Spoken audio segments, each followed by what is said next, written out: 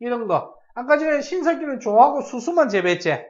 근데 얘는 조, 보리, 콩, 벼, 수수 다 한다 이 말이에요. 이런 게 나왔다.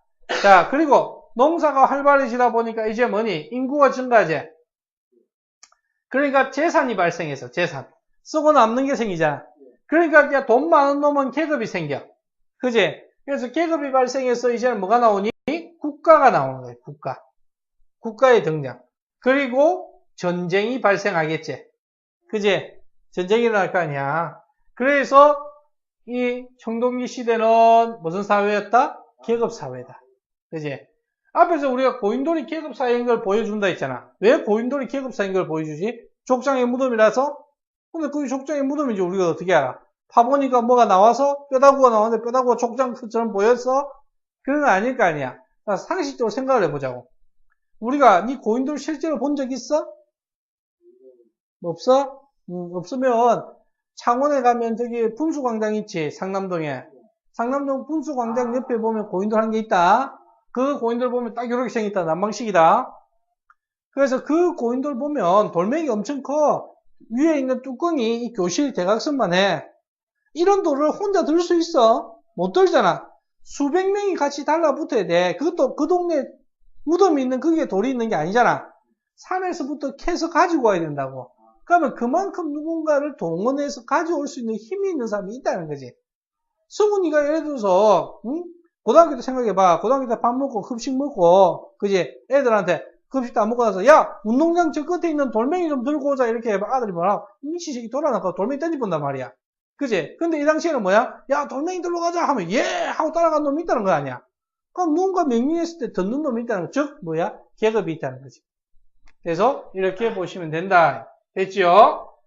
자, 다음으로 족장. 족장은 지배자고요. 근데 이때의 족장은요. 청동기의 족장은 정치만 하는 것이 아니라 제사도 같이 합니다. 그래서 부족을 정복해서 나타내는 제사장이기도 했다. 그래서 이런 걸 뭐라고 하냐면 정치와 제사가 하나다. 그래서 재정일치사회라고 부릅니다. 땅은 어디에 있었냐? 자꾸 왜 저기 침입하는데 강이나 언덕에 있으면, 강가에 있으면 되겠나, 안 되겠나? 그래서 강에서부터 높은데 방어하기 좋은 산 쪽으로 이동을 하는 거예요. 그래서 언덕이나 구릉은 뭐, 얕은 야산을 말한다. 야산. 이런 곳에 마을이 형성되었다. 이때도 움집을 지었는데, 이때 움집과 신석기 움집은 좀 다르다. 어떻게 다르냐? 땅을 파는 건 똑같아. 땅을 파서 이렇게 가는 건 똑같은데 여기에다가 주춧돌이라는 돌을 이렇게 대고 이 위에다가 다시 기둥을 세워서 이렇게 올립니다. 집을 이렇게 올려요. 그러니까 앞에 신석기는 집이 어땠냐면 파서 뚜껑을 덮었잖아. 그냥. 그지? 이게 신석기였다면 이게 청동기야. 즉 무슨 말이냐면 청동기는 반지하주택, 얘는 지하주택이야. 그리고 불도 여기는 가운데 있었지. 여기는 끝으로 간다. 자, 요즘 너희 집 한번 생각해봐. 너희 집 거실 한가운데 불 있나? 가스레인지 있나? 아니잖아. 부엌은 항상 어느 쪽 가쪽에 있지. 어디 집이든. 그게 뭐야? 이전통인 거야. 그렇지? 왜? 가운데 나오면 좋잖아. 금방 방도 따뜻해지고. 근데 불편한 게 뭐야? 긁어치잖아. 불이 가운데 있으니까 반경 영역이 좁아진단 말이야. 야, 불 옆에 여기에다가 여기에 졸라맨하고 졸라순이가 누자고 있었다고. 그제? 잠을 잤어. 졸라맨하고 졸라순이 잠을 잤는데 몸부림치면 졸라맨 손등에 불 붙고 졸라순이 머리에 불 타고 막 난리굿이잖아. 그래서 옆으로 가면 졸라맨, 졸라순 있으면 이제 졸라순만 불타면 되지. 그래서 옆으로 이동하는 거야. 알겠어? 그래서 이렇게 이동했다 하는 거 기억하시면 됩니다. 자, 그 다음에 예술로는 이때부터 이제 예술이 나온다. 울주 반구대의 바위 그림하고 고령 장기리의 바위 그림이 나옵니다. 자, 이때 바위 그림이 나오는데 울주 방구대는요 사냥하는 그림하고 고기 잡는 그림이 나와요. 즉 이거는 뭐예요? 풍요의 상징이야, 풍요. 오늘 사냥 가서 잘 잡게 해주세요. 많이 먹을 수 있게 해주세요. 이런 거. 자, 그 다음에 고령장기리에는요, 추상적인 무늬가 나와요. 저 뭐가 나오냐면, 동시몬, 동그라미. 이게 뭐냐면, 태양 숭배 사상입니다. 태양을 숭배하는 사상. 태양 숭배 사상. 그래서 추상적인 무늬의 고령장기리 바위 그림이 등장하더라. 됐니? 예. 자, 그 다음에 철기 시대로 가게 되면, 철기는 언제 나왔냐? 철기는요, 기원전 5세기경에 등장을 합니다. 자, 그래서 이 철기가 나오면서 청동기는 이제 의식용 도구로만 쓰여요. 전쟁에서 안 씁니다. 자, 그리고 이 청동기 문화의 독자적인 발전할 때 거푸집 플러스 한 개 더 알아놔야 돼요. 세형 동검. 우리나라에서 세형 동검. 세형 동검은 어떻게 생겼냐면 이렇게 뾰족하게 생긴 칼이에요. 이런 게 나왔다는 거예요. 이런 게. 자, 이 세형 동검은요, 중국에서는 안 나옵니다. 한반도에서만 출토돼요. 그래서 한반도에 독자적인 청동기 문화가 있었다는 거예요. 알았지? 그래서 한반도의 독자적인 청동기 문화 이거 시험에 굉장히 잘 나오는데 이거 나올 때 거푸집하고 세형동검이 반드시 따라 나오니까 확인해 놓으셔야 됩니다. 거푸집은 뭐냐면 이런 거 만들기 위해서 틀을 만들어야 될 거 아니야. 틀. 이렇게. 여기다가 센 물을 부으면 이렇게 나오겠지. 이게 거푸집이야.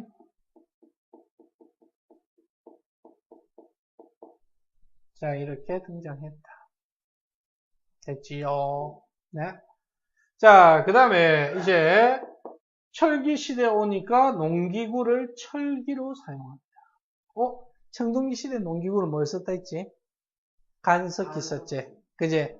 근데 철은 이제 뭐야? 청동은 합금이잖아, 합금. 구리하고 주석이 합금이단 말이야. 이거보단 철은 훨씬 만들기가 쉽단 말이야. 그래서 철기가 등장하니까 농기구도 철로. 그 다음에 토기는 이때 민무늬 토기나 덧띠 토기, 검은 간 토기가 나오더라. 민무늬 토기는 우리 청동기 시대도 나왔다 이가. 아까 쌤이 두 가지 이야기해줬지. 팽이형하고 질그릇하고. 이 청동기 시대에도 있던 민무늬가 당연히 철기에도 있겠죠. 그래서 이렇게 나오기 시작해요. 철기에도 청동기에도 철기에도 썼는데 시험에는 철기에 민무늬는 안 나온다. 민무늬 넣으면 그냥 청동기 찾으면 된다. 알았지? 그래서 철기에는 이거 안 나온다. 민무늬 안 나온다. 그래서 그렇게 기억을 하시면 되겠습니다. 됐지요? 네. 자, 그 다음에 철기 시대의 무덤 형태인데요.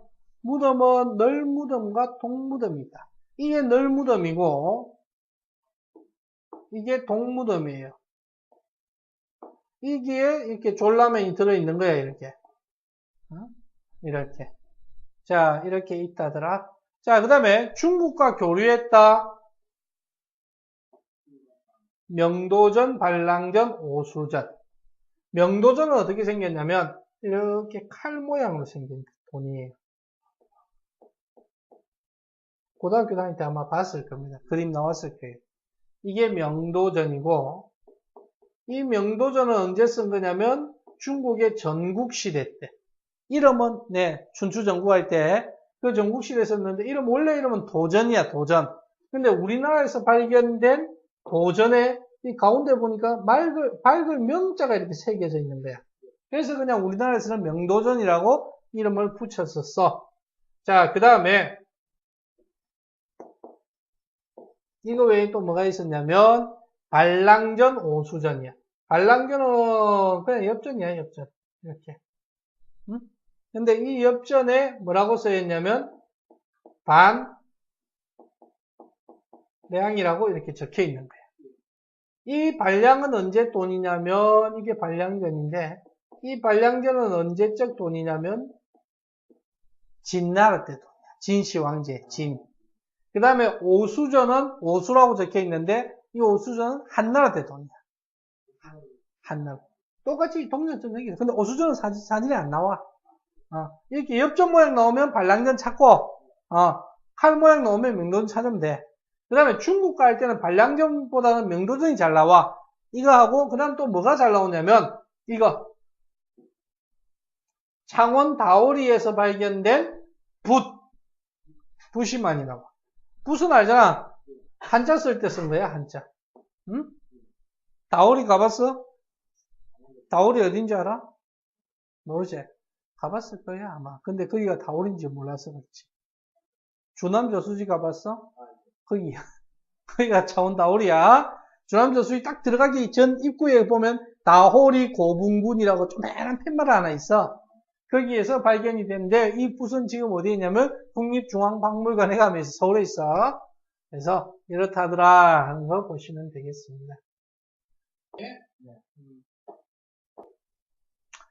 고조선과 여러 나라의 성장. 자, 고조선 하면 우리 머릿속에 딱 뭐가 들어오지? 처음에. 너는 뭐가 생각이 나? 당군왕금, 또? 한웅? 호랑이 곰 생각 안 나나? 그제? 그 생각나지? 나도 그게 생각나. 자, 고조선. 자, 언제? 기원전 2333년에 누가? 당군 왕금이. 당군 왕금이라는 이름은 당군은 제사장이라는 뜻이고 왕금은 군장이라는 뜻이니까 재정일치다 이 말이야. 실제 있는 인물이지. 자, 근데 한번 생각해봐. 재정일치 사회라 했잖아, 고조선. 그치? 아까 전에 어느 시대가 재정일치 사회였지? 청동기가 재정일치였지? 그럼 고조선은 무슨 사회였다? 청동기 사회였다. 알겠지? 자, 어디에 처음 나온다? 이 당군에 대한 이야기가? 삼국유사 속에 당군의 건국 이야기가 나오지. 삼국사기 아니다. 유사다. 우리나라에서 가장 오래된, 지금 남아있는 것 중에 가장 오래된 역사책은 삼국사기. 유사는 당군이 기록된 것 중에 가장 오래된 거. 자, 그 다음에 여기에는 뭐 홍익인간이라는 말이 나오고요. 농경문화 이런 말이 나오는데 나중에 쌤이 당군 신화를 가지고 분석해 줄 거니까 그 한 번씩 나오니까 그래서 확인하시면 돼요. 그 다음에 부족 간의 연합, 재정일치 사회 이런 걸 알 수 있습니다.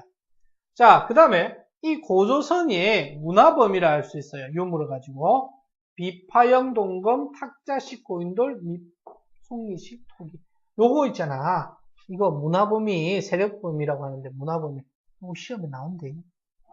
시험에 잘 나오니까 요거 3개 기억해 놓으세요. 알았지? 확인해 놓으시도록 하시고요. 그 다음에 고조선도 철기가 들어옵니다. 철기가 들어오는데 5세기경에 들어오게 되고요. 자, 이때 뭐가 들어온다? 위만이라는 사람이 같이 들어와요. 그래서 위만이 우리 고조선의 마지막 왕인 부왕과 준왕을 몰아내고 자신이 왕이 됩니다. 자, 그래서 위만조선이 세워져요.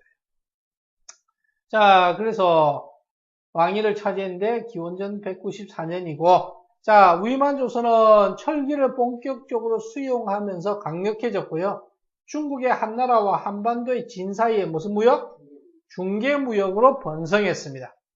그런데 이 위만의 조선이 자꾸 커지니까 한나라가 불안한 거야.